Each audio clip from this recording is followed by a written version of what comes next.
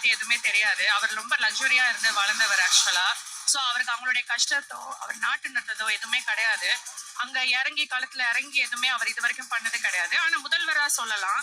But விவசாயி சொல்லிட்டு சொல்றது வந்து ரொம்ப ஏத்துக்க முடியல.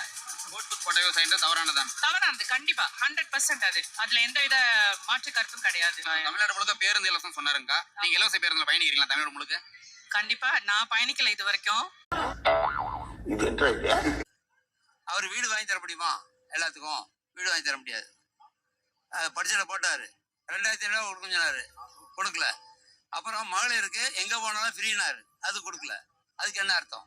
தாய் மாமன் சீர் இது மாதிரி அறிவிச்சிருந்தாருன்னா இது பட்ஜெட்ல எதுவும் வரவே இல்லை. இப்ப அது தருவாரா தரமாட்டாருன்ற ஒரு கேள்வி. தர முடியாது, அதான் உண்மை. தரவும் மாட்டாரு, தரவும் முடியாது. அந்த கோட் போட்ட விவசாயன்றது முழுக்க முழுக்க போய் ஏத்துக்க முடியாது. ஒண்ணு ஏத்துக்க ஏயா நான் இந்த வேஷ்டி போட்டு வேலை செய்ய முடியுமா?